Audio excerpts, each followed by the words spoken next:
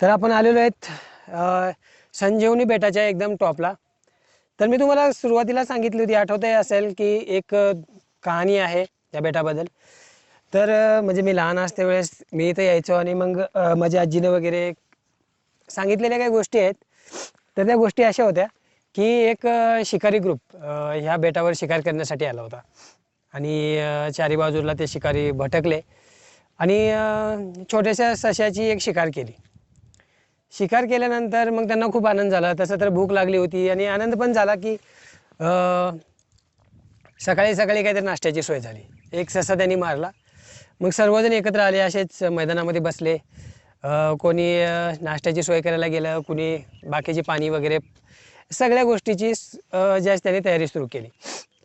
त्यानंतर झालं काय की सॉरी वर येते कचरा पण लागलाय डोक्याला. तर झालं काय, नाश्त्याची सोय केली त्यांनी आणि चाकू वगैरे काढला, सशाला कापलं गेलं, त्याचा मांस तुकडे तुकडे तुकडे करून हे केले. मग कोणी लाकडी वगैरे घेऊन आले, लाकडी वगैरे जाळ लावण्यात आला. एक छोटीशी चूल बनवण्यात आली शिजवण्यासाठी.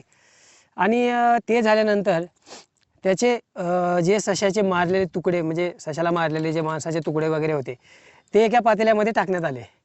पातेल्यामध्ये टाकून भाजी वगैरे करण्यासाठी, म्हणजे त्याची नॉनव्हेज बनवण्यासाठीची जी तयारी असते ते सर्व तयारी झाली. भाजी वगैरे पाणी वगैरे टाकून मस्त भाजी वगैरे हे झाली. मग होतं काय, आपण ज्यावेळेस घरी भाजी बनवतो त्यावेळेस एक वर लेयर येतो, पाणी उकळलं जातं थोडंसं, मग त्याला आपण चमच्याने वगैरे हलवून पाहावं लागतं की शिजलं आहे का नाही, पूर्ण पकलेलं आहे का नाही. आणि त्यांनी पण तसंच केलं, पण त्यांच्यापाशी ते साहित्य नव्हतं. त्यांच्यापाशी फक्त पातेलं आणि जेवणाच्या प्लेटी, ग्लास एवढाच भाग होता. आणि त्यांनी ते प्रोसेस केली. आता जो तिथं बसलेला होता, जो ते भाजी बनवण्यासाठी बसलेला होता, त्यांनी आता केलं की हलवायचं तर आहे, भाजी शिजलेली आहे का पाहायचं आहे आपल्याला, आणि मग करावं काय. तर त्यांनी इकडं तिकडे असं पाहिलं आणि ते एक जस्ट लाकडाचा तुकडा भेटला त्याला. म्हटलं ठीक आहे, हे व्यवस्थित आहे.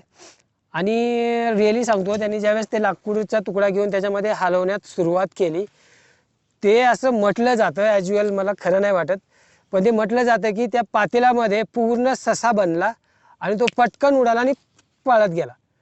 मग हे सगळे घाबरले, आश्चर्यचकित झाले. थोड्या वेळासाठी कोणाला काहीच कळलं नाही की नेमकं काय झालेलं आहे. पूर्ण भाजीमध्ये पाण्यामध्ये ते पाण्यामधलं ससं बनलं आणि पळून गेला. मग सगळेजण काय केले की ते सावरले, त्यांच्या डोक्याला तेवढा वेळच नाही भेटला की झालंय काय नेमकं पाहायला.